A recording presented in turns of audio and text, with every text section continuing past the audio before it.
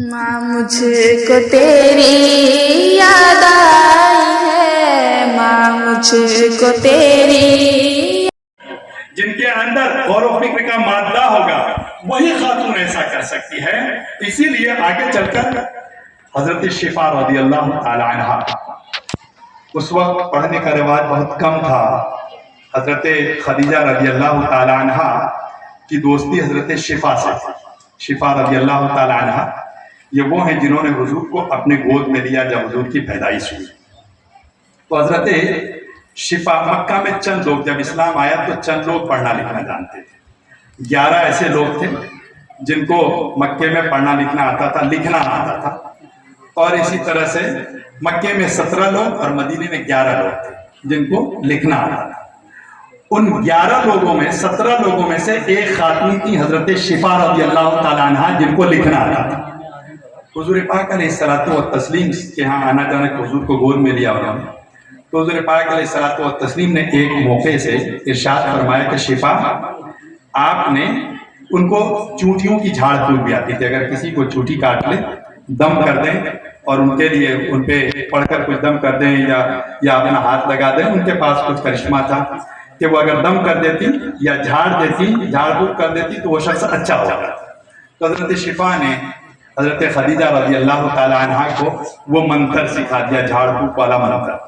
تو حضور نے فرمایا کہ شفا، آپ نے خدیجہ کو منتر تو سکھا دیا ہے، ان کو آپ لکھنا بھی سکھا دیجیے. ان کو آپ لکھنا بھی سکھا دیجیے. ایک چیز کی کمی تھی، تمام مہارتیں موجود تھی، کمی صرف ایک چیز کی تھی. حضور پاک نے فرمایا کہ یہ بھی کمی پوری کر دی جائے اور حضرت خدیجہ کو لکھنا بھی سکھا دیا جائے. حضرت خدیجہ رضی اللہ تعالی عنہ لکھنا بھی سیکھ لیتی ہیں.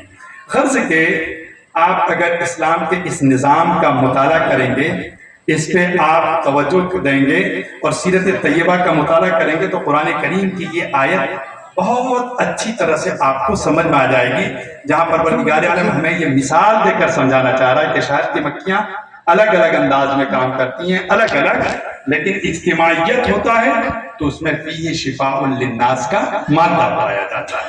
تو ضرورت آج کس بات کی ہے کہ ہم مسلمان اپنے تمام معاملات میں جہاں ادھر ادھر بکھرے ہیں، خصوصیت کے ساتھ تعلیمی معاملے میں جہاں ادھر ادھر ہم پریشان ہیں، ہمیں اپنی ایکسپرٹیز کو ایک جگہ لانے کی ضرورت ہے. جب آپ اپنی ایکسپرٹیز کو ایک جگہ لائیں گے، آپ خواہ مرد ہوں، آپ خواہ عورت ہوں، آپ بوڑھے ہیں، آپ بچے ہیں، آپ اپنی ایکسپرٹیز کو سامنے رکھیں گے تو بڑی اچھی چیز سامنے آئے گی. اور یاد رکھیے، آخری بات عرض کرتا ہوں پھر میں اپنی بات ختم کرتا ہوں. یہ دنیا مہارت کی ہے، یہ دنیا مہارت کی ہے، ایکسپرٹیز کی ہے. ہم نے مدرسے میں تعلیم حاصل کی ہے، ہمارے بہت سارے رفقا احبا مدرسے سے فارغ ہیں، علماء کرام مدارس سے فارغ ہیں، لیکن ہمارے مدارس کا نظام کافی حد تک دیگرگوں ہو چکا ہے. یہی وہ مدارس تھے جنہوں نے علامہ زمانہ پیدا کیا. یہ مدارس کبھی قیادت کا رول نبھایا کرتے تھے. 100 سال پہلے، بہت پہلے کی بات نہیں، 100 سال پہلے یہ مدارس قیادت کا رول نبھایا کرتے تھے. پولیٹیکل قیادت بھی ہمارے پاس تھی اور سوشل قیادت بھی ہمارے پاس تھی، فائنینشیل قیادت بھی ہمارے پاس تھی، ہر طرح کی لیڈرشپ ہمارے پاس تھی، علماء کرام کے پاس.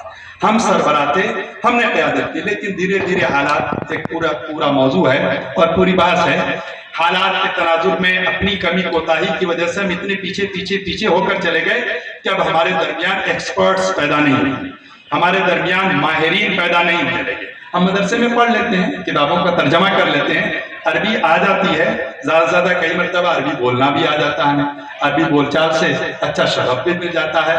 تو ہم پڑھ لیتے ہیں، لکھ لیتے ہیں، بول لیتے ہیں، سمجھ لیتے ہیں.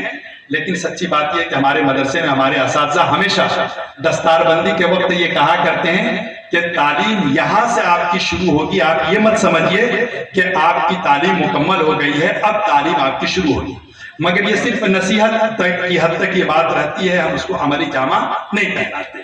تو نظام ہمارے مدارس کا اس پہ گفتگو ہو سکتی. میں یہ عرض کر رہا ہوں کہ یہ مدارس اور اسی طرح سے جو آج کا ہندوستان کا تعلیمی نظام ہے، مسلمانوں کے لیے میں بات کر رہا ہوں، یہ ایکسپرٹس پیدا نہیں کر رہا ہے، یہ ماہر پیدا نہیں کر رہا ہے، یہ ایسے افراد نہیں پیدا کر رہا ہے جو لیڈرشپ کا فریضہ انجام دیں، اگر آپ کے اندر صلاحیت نہیں ہوگی، جس میدان سے بھی آپ کا تعلق ہو، آپ کے اندر صلاحیت نہیں ہوگی تو آپ آگے کبھی نہیں بڑھ سکتے۔ آپ حکومت کو جتنا چاہیں الزام دے دیں۔ آپ نے اگر پڑھا، جو اسکول سے وابستہ حضرات ہیں وہ جانتے ہوں گے، ڈارون کی ایک تھیوری ہے survival of the fittest, survival of the fittest, یہ ڈارونین تھیوری ہے۔ ڈارون جہاں ایوولوشن پہ بات کرتا ہے اور ترویج و اشاعت پہ بات کرتا ہے کہ اپنے یہاں سمجھنے کے لیے لوگ بندے کہتے ہیں کہ انسان بندر سے انسان بنا ہے، ایسا نہیں ہے، اس کے پوری تفصیل آتی ہے۔ لیکن بہرحال اسی کی تھیوری میں سے ایک یہ تھیوری ہے survival of the fittest. Survival of the fittest کا مطلب کیا ہوگا؟ یہ اسی آیت کریمہ وَأَوْحَىٰ رَبُّكَ إِلَى النَّحْلِ سے پوری طرح سے مربوط ہے۔ سروائیول آف دا فیٹسٹ کا مطلب ہوتا ہے بیسٹ آف دی بیسٹ۔ اگر آپ کو زندہ رہنا ہے، وہ جانوروں سے متعلق گفتگو کر رہا ہے۔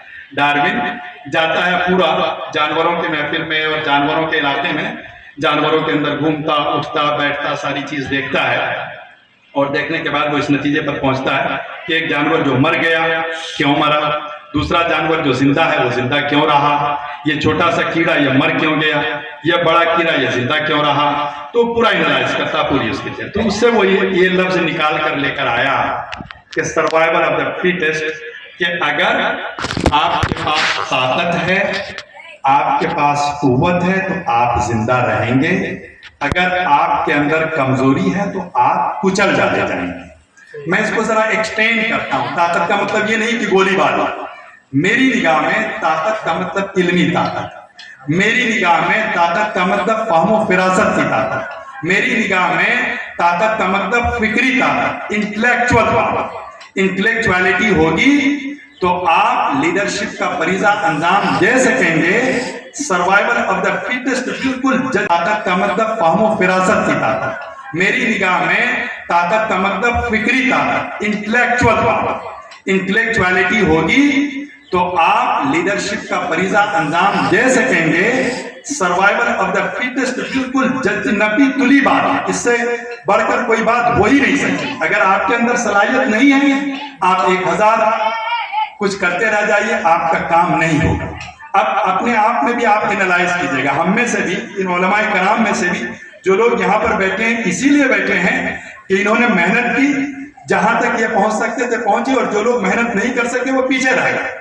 اسی طرح سے گاؤں سماج کے معاشرے کے اعتبار سے آپ دیکھیے کہ ایک شخص بہت بڑا زمیندار بن جاتا ہے، محنت کرتا دھیرے دھیرے دھیرے دھیرے سے کر کے اوپر اٹھتا ہے۔ جب محنت کرتا رہتا ہے تسلسل کے ساتھ تو اسے ایک اہمیت حاصل ہو جاتی ہے، وہ گاؤں کا بڑا زمیندار بن جاتا ہے۔ جو محنت نہیں کرتا یا اس کے حالات موافق نہیں ہو، مختلف اسباب ہو سکتے ہیں، وہ پیچھے رہ جاتا ہے۔ تو جب آپ کسی طرح سے قوت حاصل کریں گے تو پھر اس کے بعد لیڈرشپ آپ ہی کی۔ تو سروائیول آف دا فیٹسٹ، اگر آپ یہ چاہتے ہیں کہ آپ کی سربراہی ہو، آپ کی فکر کا بول بالا ہو، لوگ آپ کی طرف توجہ دیں، لوگ آپ سے اپنا استفادہ کرنے کا مزاج بنائیں، لوگ آپ کو اپنا امام یعنی قائد سمجھیں، تو آپ کو اپنے مزاج کو بدلنے کی ضرورت ہے، آپ کو اپنے مزاج میں ترقی لانے کی ضرورت ہے، آپ کو اپنے مزاج کو ڈیولپ کرنے کی ضرورت ہے، آپ کو قرآن کریم کی آیتوں میں غور و فکر کرنے کی ضرورت ہے۔ اور اس طرح کی آیتیں جب آپ پڑھتے ہیں تو قرآن پورا کھول کر رکھ دیتا ہے۔ اور انہی بات کو ڈارون کی اس بات کو قرآن کریم نے دوسری جگہ سورہ رعد میں فرمایا ہے، مثال دی ہے بہنے والے پانی کی۔ یہ پانی بارش جب ہوتی ہے، ہم لوگ زیادہ اچھا سمجھ سکتے ہیں، گاؤں دیہات کے رہنے والے ہیں، تو جھاگ اوپر ہوتا ہے، پانی بہا کر لے کر چلا جاتا ہے۔